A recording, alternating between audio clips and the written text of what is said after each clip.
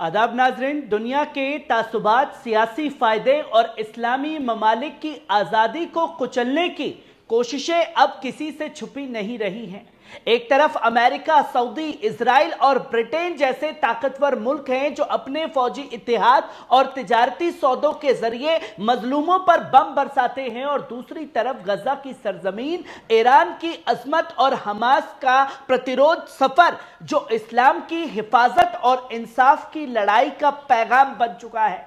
जब America Saudi अरब को करोड़ों डॉलर के हथियार बेचता है, जब जॉर्डन के एयर बेस पर ब्रिटेन के 100 से ज्यादा जंगी जहाज भेजता है, जब ट्रंप जैसे लीडर ईरान को धमकी देते हैं, और जब इजराइल मासूम फिलिस्तीनी औरतों बच्चों को शहीद करता है, तो यह सब जुल्म और नाइंसाफी की तस्वीर बन जाती है।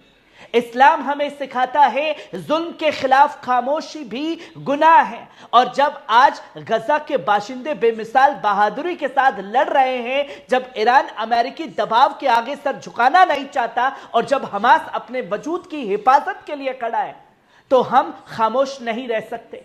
पल पल न्यूज आज दुनिया को आईना दिखाएगा, सच और झूठ की लकीर को उजागर करेगा। हम आपको बताएंगे कि कैसे इस्लामिक वैल्यूज को कुचलने की साजिश हो रही है, कैसे मीडिया मैनिपुलेशंस के जरिए हमास को बदनाम किया जा रहा है, और कैसे मुस्लिम मुल्कों को आपस में लड़ाकर ताकतवर हुकूमतें अपना एजेंडा आगे बढ़ा रही हैं।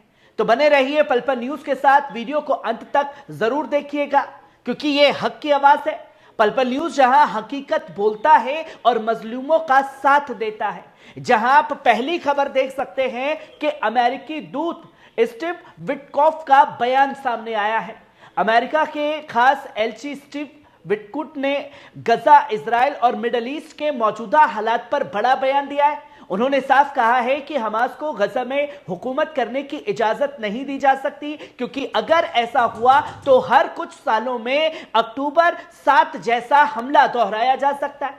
विटकॉफ ने कहा कि अगर हमास अपने हथियार डाल दे तो वो कुछ वक्त तक गजा में मौजूद रह सकता है, लेकिन लंबे अरसे तक नहीं।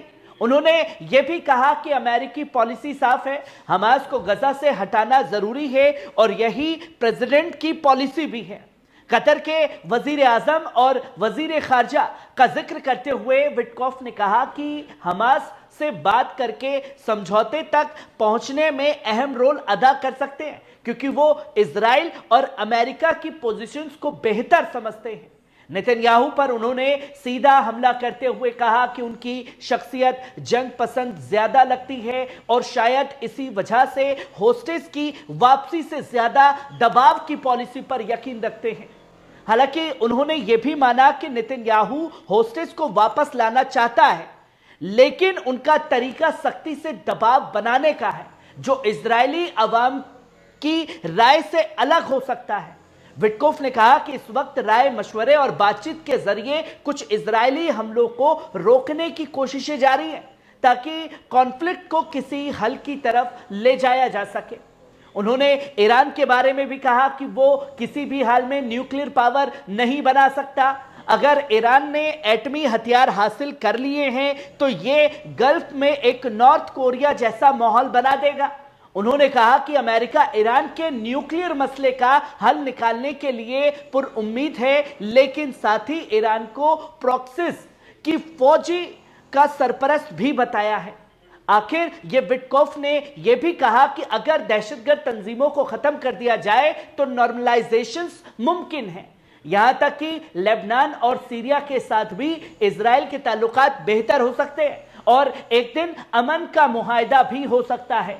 बड़ी बातें यह हैं कि अमेरिका फिलहाल इजरायली हमलों को रोकने और बातचीत से हल निकालने की कोशिश में लगा हुआ है, लेकिन हमास और ईरान जैसे मुद्दे उनकी सख्त पॉलिसी का हिस्सा बने हुए हैं, जिसकी तस्वीर लोगों के सामने है कि किस कदर दो ही लोग सबसे ज्यादा आंखों में चुभ रहे हैं। वहीं आप दूसरी खबर अपनी स्क्रीन पर देख सकते हैं। मिडल ईस्ट में बढ़ते तनाजात के दरमियान ब्रिटेन ने जॉर्डन के किंग फैसल एयरबेस पर अपनी फौजी सप्लाई को बेहिसाब बढ़ा दिया है। हालिया हफ्तों में तकरीबन 100 फ्लाइट्स रिकॉर्ड की गई हैं, जो कि अब तक का सबसे बड़ा आंकड़ा लोगों के सामने आया है। ये फ्लाइट्स लॉजिस्टिक सप्लाई, असलहा और मुमकिना तौर पर जंगी साजो सामान लेकर जॉर्डन पहुंची है। किंग फैसल एयरबेस, जो कि एक अहम स्ट्रेटेजिक पोजीशंस पर मौजूद है, अब यूके के टाउन का मरकज बनता जा रहा है। माहिरीनी का कहना है कि इस कदर तेजी से बढ़ी फौजी हलचल गजा, इजराइल और पूरे इलाके में बढ़ते तशद्दुद से जुड़ी हो सकती है। हालांकि यूके हुकूमत ने अभी तक इस ताजा टाउन पर कोई तफसीलात शेयर नहीं की है, लेकिन 100 फ्लाइट्स का रिकॉर्ड अपने आप में बहुत कुछ बयान करता है। जॉर्डन पहले ही रीजन में वेस्टर्न ताकतों का एक अहम हलीफ रहा है और इस बेस का इस्तेमाल पहले भी इराक और सीरिया में काउंटर टेररिज्म ऑपरेशंस के लिए किया गया है। इस डेवलपमेंट से अंदाजा लगाया जाता है कि ब्रिटेन मिडल ईस्ट में अपनी मिलिट्री मौजूदगी को मजीद मजबूत कर रहा है और आने वाले दिनों में इसका असर रीजनल जियोपॉलिटिक्स पर भी देखने को मिलेगा। पर सबसे बड़ी गद्दारी का सबूत भी इन मुल्कों के जरिए लगातार सामने आ रहा है। वहीं आप तीसरी खबर देख सकते हैं कि ईरान के अखबार ने साफ तौर पर कहा है कि जुल्म करोगे तो थप्पड़ मिलेगा।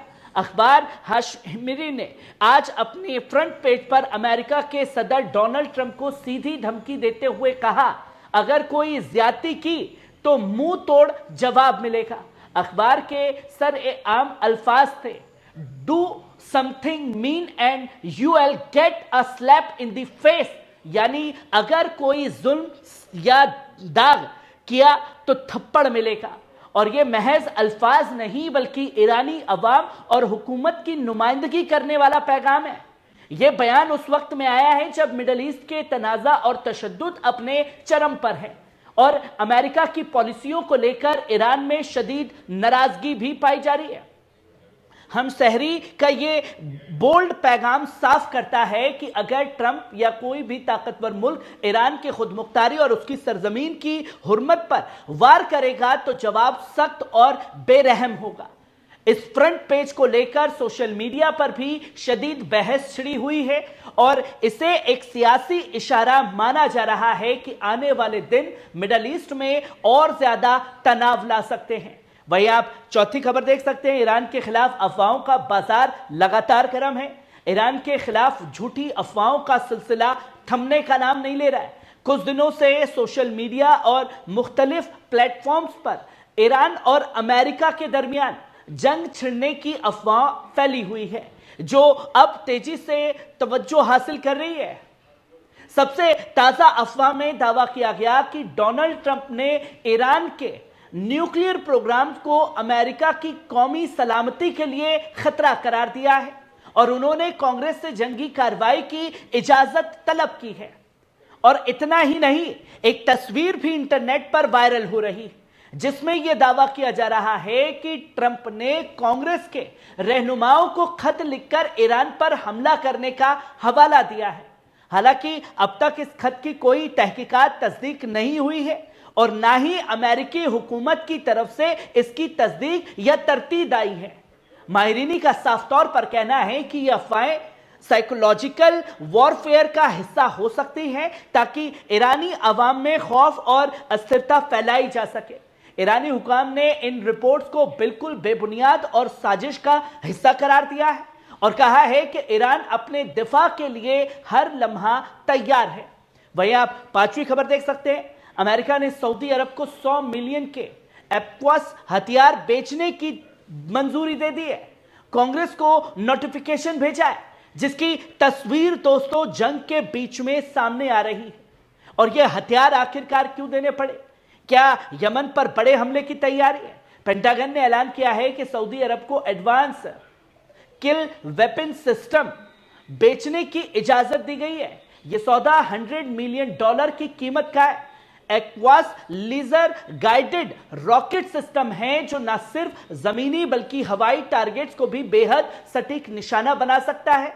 इसकी फरद कीमत तकरीबन $22,000 बताई जा रही है। आम डील के जरिए 2000 रॉकेट उनसे जुड़ा हुआ है। इक्विपमेंट और ट्रेनिंग भी मुहैया कराई जा रही है। डिफेंस सिक्योरिटी कैप्टनेशंस एजेंसी ने कांग्रेस को इस मुमकिना सौदे की इत्तला भेज दी है।